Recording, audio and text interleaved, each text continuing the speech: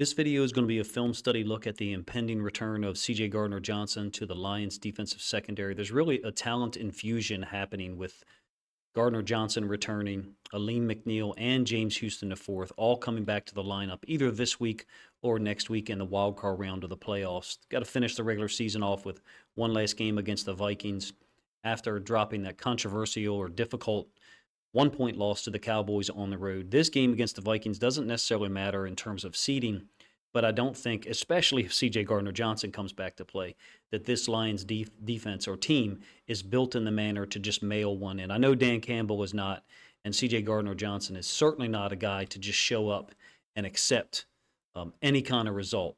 That's the thing I like about him. I'll be honest with you guys. We let some film run from 2022. I love his mentality and energy level. I've said that numerous times. I've been looking forward to his return to the lineup for the Lions.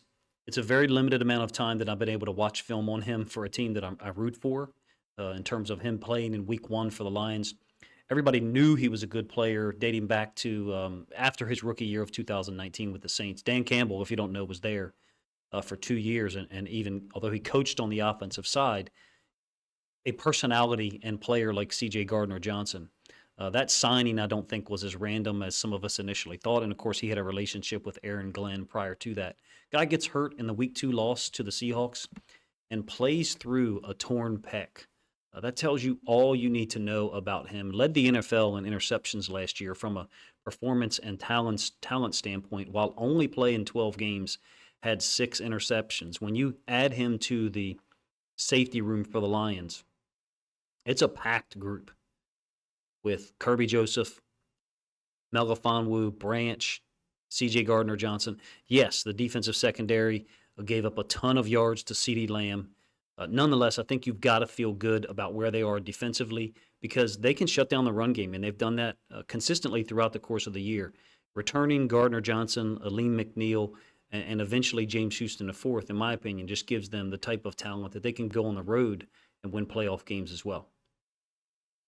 Going to let some film from Week 1 roll with the sporadic plays from Week 2 against the Seahawks. C.J. Gardner-Johnson, first of all, is an aggressive player. He's very versatile. You can put him anywhere. I think he's more versatile than Kirby Joseph. Kirby Joseph was a known product or proven coming into 2023. Brian Branch obviously has been everything that the Lions fans expected after seeing him get drafted in the second round out of Alabama. Melifonwu's been the guy who's kind of burst onto the scene late, and certainly nobody wants to see him not play very many snaps because he's played 98% of the team's snaps, I think, in the last 4 games. Coming into the Vikings game, he had 18 tackles, 3 sacks, a forced fumble, and then the game-sealing interception in the Lions' Week 16 win over the Vikings, clinching their first division title since 1993. Melifonwu actually did play about 45 snaps a game in weeks 3 and 4 immediately after C.J. Gardner-Johnson went on IR, but he didn't make any splash plays during that 2-game stint. He's been used as a blitzer a lot more recently, and that's what I think. I choose to look at it as a positive thing that C.J. Gardner-Johnson is coming back with Branch and Melifonwu and Joseph. They have more versatility across 3 players. I think those 3 guys give a lot of options for the Lions and for Aaron Glenn. First, C.J. Gardner-Johnson can play anywhere. As you are seeing in some of this film, he can play middle of the field free safety. He can play nickel safety. He can move into the box. He can do it all, if you ask me. And not only can he do it all, I think he can do it all very well, particularly coming downhill and tackling. From a run support standpoint, I think if you're going to compare all of the safeties that are going to be available when C.J. Gardner-Johnson returns, Brian Branch is the best guy out of those 4. From a shedding block standpoint, making tackles behind the line of scrimmage, I think he's the guy who has the best film. On the other side of that coin, Kirby Joseph seems like the least versatile of those guys, and I don't mean that as a criticism at all. It's just that Branch and C.J. Gardner-Johnson are extremely versatile.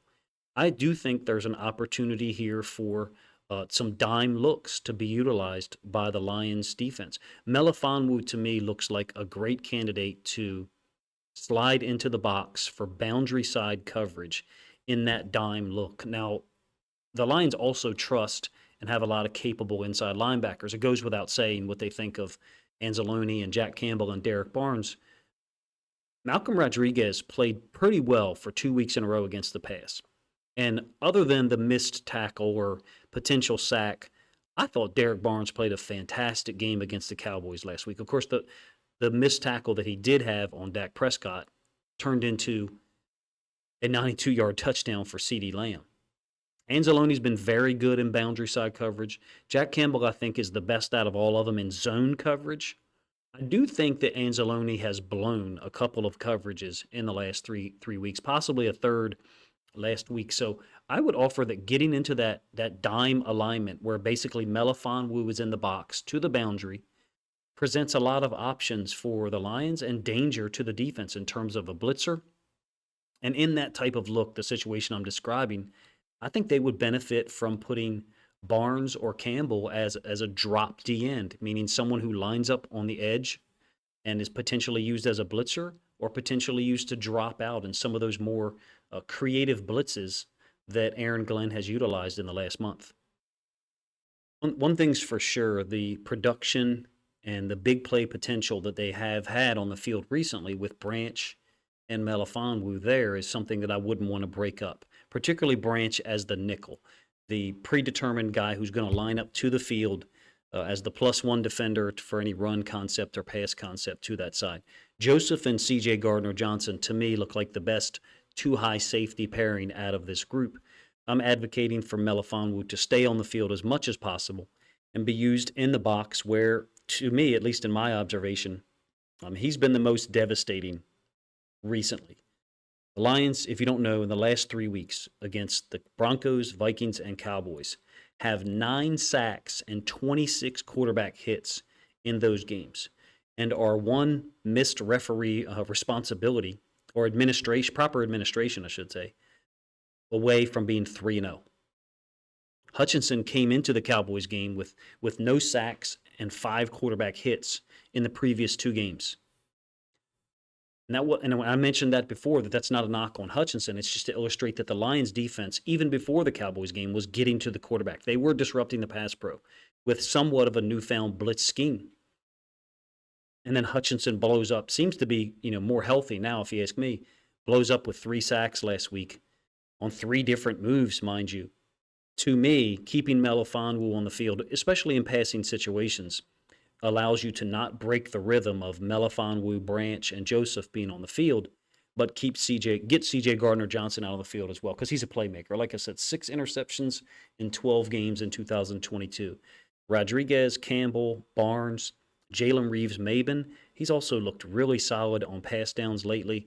All of those guys can play. I think it gives you more versatility, can almost make Aaron Glenn's defense even more dangerous if he can figure out a way for Joseph, C.J. Gardner-Johnson, Branch, Melifonwu to all get on the field. You have maximum coverage, more blitzing opportunities, better ability to play man, if you ask me. Anzalone's the best coverage inside linebacker they have in terms of man. Reeves-Maybin, Rodriguez, Barnes, and Campbell all get time, and I do like the strategic decision to do that from the Lions coaching staff. For this week against the Vikings again, you're probably looking at 15, 18, 20 snaps a game for C.J. Gardner-Johnson. If you can convince him that that's the right thing to do, probably on 3rd and 6 or 2nd and 8, 2nd and 9. So he's not expected to immediately jump in and play 50 snaps a game. I'm sure that he would like to do that. That's the type of mentality he has. I would offer that Barnes at outside linebacker / D end is a good option as a potential dropper in coverage, but of course we want to see James Houston IV get on the field as well. I don't think he's going to play this week. Some of those 4-man rush combinations, what I like to call safe blitzes, I think are more available when Melifonwu's on the field with an outside linebacker / D end who's comfortable dropping in coverage. I'm not saying that Bruce Irvin and some of these other guys, Josh Pascal has dropped off in coverage recently as well, but to me, Barnes looks like the guy who would be best suited for that because he's a guy who takes pass drops anyway. Now, look, C.J. Gardner-Johnson's shown the versatility to line up anywhere and do whatever he's asked to do. He's also a guy who, in my opinion, is very good at communicating pre-snap to the guys on his side to keep everyone on the same page. I think I see more benefits than drawbacks to getting as much high-level talent on the field closer to the line of scrimmage on passing downs. And what I mean by that is You've got guys who can generate sacks or pressure consistently in Hutchinson and Houston. You want as many playmakers, coverage guys at the second, third level. Not sure that Aaron Glenn and Dan Campbell are really the types of guys that would play a dime look. Dime isn't something that's played a ton at the NFL level. But to me, the weakness of this Lions defense, the relative weakness, let me put it that way, has been coverage when you're not getting pressure on the quarterback. So now that they have been able to generate pressure, again, 9 sacks in the last 3 weeks, if you can improve the coverage on passing downs, I absolutely believe that this Lions team can shut down or at least slow down any run game in the NFL. What they've had difficulty against is the athletic quarterbacks, the Lamar Jacksons, even to a certain extent, Geno Smith, and others that have been able to break outside the pocket and make plays on the perimeter or keep the ball on option plays like Justin Fields did in both of the Lions games against the Bears. I think CJ Gardner-Johnson's return is 5 times as good a development as any negatives on the other side. I personally do think you may have a tough time convincing him to only go on the field on third downs because there is the efficiency of communication. If he's not on the field that often, he's a guy who, in my opinion, keeps other people prepared, keeps them in the right look. At least from the early season film that I saw earlier in the year, and then have looked at again recently. I certainly would like to see him get on the field as much as possible because I believe in his talent and I believe in the type of mentality he has. It'll be a challenge for Aaron Glenn and Dan Campbell to figure out a way to get him on the field this week, if at all. And I have no idea at this point who's been determined out or questionable or whatever. Certainly for the playoffs, C.J. Gardner-Johnson is a guy that brings another level of talent to the defense, along with Aleem McNeil and James Houston IV. I see a lot of reasons for optimism for Lions fans as it relates to the defense, especially coming out of that Cowboys game because they did so many things well. Appreciate you guys' time, man. If you think other Lions fans would enjoy this film study look at C.J. Gardner-Johnson and how him and Kirby Joseph, Melifon, and Branch could all be integrated together, then please consider grabbing a link to this video, sharing it out on social media so other Lions fans can enjoy this content too.